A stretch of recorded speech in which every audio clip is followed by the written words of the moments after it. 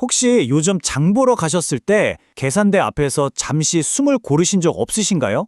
분명히 필요한 거 몇 개만 카트에 담았다고 생각했는데 막상 화면에 찍히는 최종 금액을 보면 어느새 예산을 훌쩍 넘어버려서 당황스러울 때가 많죠. 월급 빼고 다 오른다는 말이 이젠 그냥 농담이 아니라 정말 피부로 와닿는 현실이 된 것 같습니다.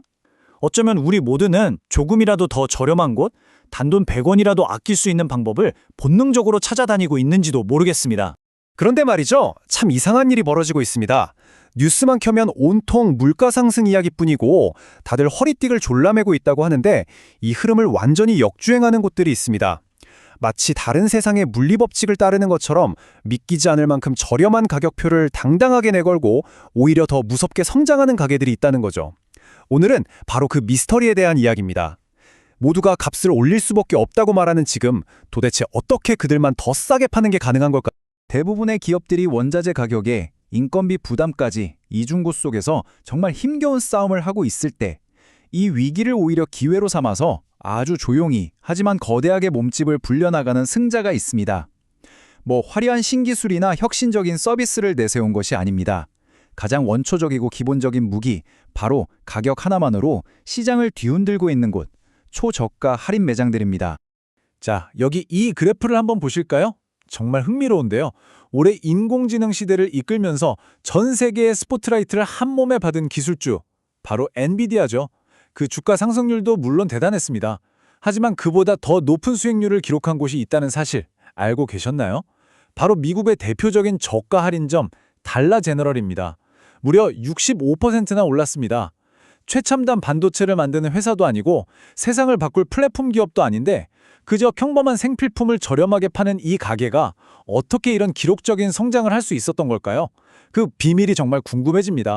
그럼 지금부터 이 거인들이 써내려간 성공의 각본, 그 치밀하게 짜인 전략의 속살을 한꺼풀씩 아주 천천히 벗겨보도록 하겠습니다. 먼저 미국의 수많은 작은 마을들을 중심으로 거대한 제국을 세운 달러 제너럴의 이야기부터 시작해보죠. 달러 제너럴의 첫 번째 전략은 아주 단순하고 명쾌합니다. 바로 남들이 가지 않는 곳으로 간다는 것이죠. 월마트 같은 대형 할인점들은요, 최소한의 수익을 내기 위해서 어느 정도 인구가 보장된 곳에만 매장을 엽니다. 하지만 미국에는 그런 대형마트가 들어가기엔 시장이 너무 작다고 판단되는 그런 소도시나 시골 마을이 정말 셀 수 없이 많거든요. 달러 제너럴은 바로 그 틈새를 정확히 파고들었습니다. 인구가 2만 명도 채 안 되고 가구 소득이 상대적으로 낮은 지역을 집중적으로 공략한 거죠. 이런 곳들은 신선한 식료품을 구하기가 어려워서 푸드 데저트, 즉 식품 사막이라고 불리는 경우가 많았는데요. 그런 곳의 주민들에게 달러 제너럴은 그냥 가게 하나가 생긴 게 아니라 거의 유일한 선택지나 다름없었습니다. 그리고 그들의 두 번째 전략은 일종의 덜어냄의 미학이라고 할 수 있습니다. 월마트가 10만 개가 넘는 어마어마한 상품들로 소비자에게 없는 것 빼고 다 있는 경험을 준다면 달러 제너럴은 취급 품목을 약 10,000개 수준으로 아주 과감하게 줄여버렸습니다. 잠깐만요. 품목 수가 적다는 게 정확히 어떤 의미일까요? 단순히 선택의 폭이 좁아진다는 뜻일까요? 아니요. 그게 전부가 아닙니다. 이건 사업 전체의 비용 구조를 바꾸는 마법 같은 효과를 가져옵니다. 한번 상상해보세요. 10만 가지 물건을 조금씩 사는 것과 10,000가지 물건을 대량으로 사는 것. 공급업체와 가격을 협상할 때 누가 더 큰 목소리를 낼 수 있을지는 너무나 명백하죠. 게다가 물건을 보관하는 창고도, 매장에 진열하는 방식도, 재고를 관리하는 시스템도 훨씬 단순해집니다. 이 모든 과정에서 아낀 비용이 전부 다 고스란히 가격 경쟁력으로 이어지는 겁니다. 자, 그런데 이쯤에서 이런 의문이 들 수 있습니다.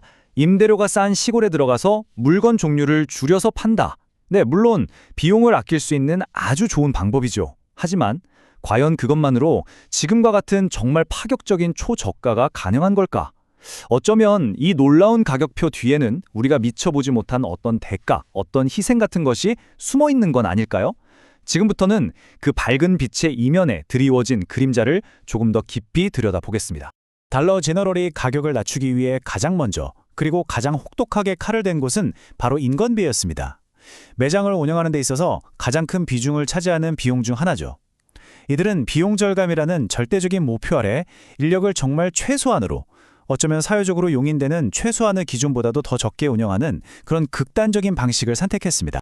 지금 화면에 보이는 이 말은요, 실제로 달러 제너럴에서 매니저로 일했던 한 직원이 자신의 틱톡 채널에 올린 영상의 일부로 옮긴 겁니다. 매일 아침 물류트럭이 도착해도 그 무거운 짐을 함께 내리고 정리할 동료가 없다는 거예요. 그래서 배송원 상자를 뜯지도 않은 채 그대로 통로에 쌓아두는 것이 회사의 공식적인 방침이라는 정말 충격적인 이야기였죠. 200제곱미터, 그러니까 약 60평이 남는 결코 작지 않은 매장을 직원 단 한 명이 맡아서 계산대를 보고 손님을 응대하고 창고를 정리하고 청소까지 하는 일이 아주 흔했습니다. 이건 단순히 일이 힘들다는 차원의 문제가 아니었습니다. 직원의 안전과 매장 보안에 심각한 구멍이 생길 수밖에 없는 구조였던 거죠. 그리고 이것은 어느 한 매장의 특별한 사례가 아니었습니다. 한 직원의 푸념이 아니라 회사 전체의 시스템적인 문제였죠. 미국의 산업안전보건청 오샤는 지난 몇 년간 달러 제너럴에 수백만 달러에 달하는 어마어마한 벌금을 부과했습니다. 그 이유들은 거의 비슷했습니다. 비상구 앞까지 상품 상자가 싼더미처럼 쌓여 있고 불이 났을 때 대피할 통로가 확보되지 않았으며 선반 위에는 언제 떨어질지 모르는 물건들이 아슬아슬하게 놓여 있다는 등 수많은 안전규정 위반 사항이 반복적으로 지적됐습니다.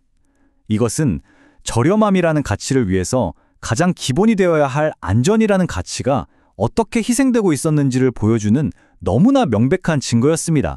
자, 이제 시선을 잠시 대서양 건너 유럽으로 돌려보겠습니다. 달러 제너럴과는 또 다른 방식으로 초저가 시장을 평정한 거인, 바로 독일에서 온 RD의 이야기입니다. 달러 제너럴의 핵심 키워드가 입지와 인력 감축이었다면 RD의 비밀은 한 단어로 요약할 수 있습니다. 바로 강박에 가까운 효율성입니다. RD 매장에 한번 들어가 보면요, 그들의 철학을 온몸으로 느낄 수 있습니다. 우선 취급하는 품목수가 창고형 매장인 코스트코보다도 훨씬 적은 2,000개 미만이에요. 상품들은 예쁘게 진열된 게 아니라 배송원 골판지 상자째로 놓여있고 앞부분만 뜯겨져 있죠. 직원이 일일이 물건을 꺼내서 선반에 채워 넣는 그 시간과 노력을 아예 원천적으로 차단해버리는 겁니다. 쇼핑카트를 쓰려면 동전을 넣어야 하고 계산한 물건을 담아갈 봉투도 돈을 내고 사야 합니다. 이 모든 것 하나하나가 인력과 비용을 단 1원이라도 더 아끼기 위해 수십 년간 다듬어진 그야말로 효율성의 결정체라고 할 수 있습니다. 하지만 매장에서 우리 눈에 보이는 이런 효율화 작업은 알딜의 진짜 힘에 비하면 사실 서막에 불과합니다. 알딜을 지금의 제국으로 만든 가장 강력하고도 비밀스러운 무기는 다른 곳에 있습니다. 바로 자체 브랜드, 우리가 흔히 PB 상품이라고 부르는 것입니다.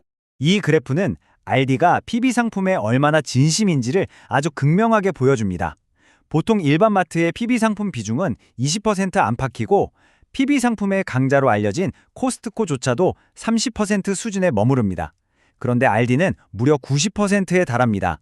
매장에 진열된 상품 10개 중 9개가 알디가 직접 만든 자체 상품이라는 뜻이죠. TV 광고에 막대한 돈을 쏟아붓고 복잡한 중간 유통 단계를 거쳐야 하는 유명 브랜드 제품들을 아예 매장에서 거의 다 몰아낸 겁니다. 그리고 그 자리를 전부 자신들의 상품으로 채워서 가격 결정의 모든 주도권을 스스로 쥐게 된 것이죠. 여기서 또 하나의 자연스러운 질문이 생깁니다. 아니, 어떻게 이렇게 방대한 종류의 PB 상품을 그것도 시장의 트렌드에 맞춰서 그렇게 빠르게 개발하고 출시할 수가 있는 걸까요? 수천 개의 상품을 하나부터 10까지 자체적으로 연구하고 개발한다는 건 상상만 해도 어마어마한 시간과 비용이 드는 일일 텐데요. 그 비밀의 일부를 이 슬라이드에서 엿볼 수 있습니다. 왼쪽은 아주 유명한 크래커 브랜드의 제품이고 오른쪽은 알디에서 파는 위트라는 이름의 크래커입니다. 포장지의 디자인이나 색깔, 과자의 모양과 식감, 심지어 이름에서 풍기는 뉘앙스까지 정말 놀라울 정도로 비슷하죠. 알디는 시장에서 이미 성공을 거둔 인기 상품을 아주 빠르게 분석해서 비슷한 품질과 디자인의 PB 상품을 훨씬 저렴한 가격에 출시하는 전략을 적극적으로 사용합니다. 물론 이 과정에서 기존 브랜드들과 상표권 소송에 휘말리기도 하고 실제로 패소한 기록도 있습니다. 하지만 그들이 얻는 막대한 이익에 비하면 그것은 충분히 감수할 만한 위험이었던 셈이죠. 효율과 저가를 위해서라면 때로는 그 경계선을 넘나드는 과감한 선택을 하는 겁니다. 지금까지 살펴본 달러 제너럴과 알디. 한 곳은 미국을, 다른 한 곳은 유럽을 기반으로 성장했고 세부적인 전략은 조금씩 달랐습니다. 하지만 그들이 공유하는 핵심 철학은 섬뜩할 정도로 명확합니다. 비용이 발생하는 모든 것을 제거한다. 매장의 화려한 인테리어, 친절한 직원의 안내, 폭넓은 상품 선택권, 심지어 직원의 안전이나 다른 브랜드가 쏟아부은 창의성까지도 가격을 낮추는 데 방해가 되는 모든 것을 비용으로 간주하고 그것을 제거하는 데 거의 광적으로 집착하면서 지금의 성공을 이뤄낸 겁니다. 하지만 이야기는 여기서 끝나지 않습니다. 이 초저가 매장들의 성공 신화를 완성하는 마지막 퍼즐 조각은 그들의 냉혹한 비용 절감 전략이 아니라 바로 고객, 즉 우리들의 변화에 있습니다. 조금만 더 천천히 짚어보면 아주 흥미로우면서도 한편으로는 씁쓸한 현상이 보이기 시작합니다. 60%. 이 숫자가 대체 뭘 의미하는 걸까요? 바로 최근 달러스토어에 새로운 고객으로 유입된 사람들 중에서 연소득 10만 달러, 우리 돈으로 약 1억 4천만 원이 넘는 중산층 가구의 비율입니다. 원래 이런 매장들은 저소득층을 위한 최후의 보루라는 인식이 강했잖아요. 그런데 이제는 매장 앞에 고급 세단이 주차되고 경제적으로 전혀 부족함이 없어 보이는 중산층이 그들의 가장 빠르게 성장하는 고객층이 되었습니다. 과거에는 어쩌면 이런 매장들의 열악한 노동 환경이나 비윤리적인 경영 방식을 비판했을지도 모르는 바로 그 사람들이 이제는 기꺼이 그들의 가장 충성스러운 고객이 되고 있다는 것. 이것이야말로 지금 이 시대가 우리에게 보여주는 가장 거대한 아이러니가 아닐까요? 끝이 보이지 않는 불경기는 우리 모두의 소비 습관을 바꿔놓았습니다. 더 꼼꼼하게 가격을 비교하고 더 현명하고 합리적인 소비를 하도록 만들었죠. 하지만 동시에 우리가 가장 낮은 가격표를 향해서 달려가는 그 과정에서 우리도 모르는 사이에 무언가를 기꺼이 외면하고 있는 것은 아닐까 하는 생각이 듭니다. 매장 한 구석에서 홀로 힘겹게 땀 흘리는 직원의 안전, 수많은 고민 끝에 탄생했을 누군가의 창의적인 권리, 그리고 어쩌면 우리 동네 골목을 지키던 작은 가게들의 생존까지도요. 오늘 이 이야기는 우리에게 어떤 정답을 주기보다는 조용한 질문 하나를 던지는 것 같습니다. 우리는 저렴함이라는 가치를 얻기 위해 그 대가로 과연 무엇을 지불하고 있는 걸까요?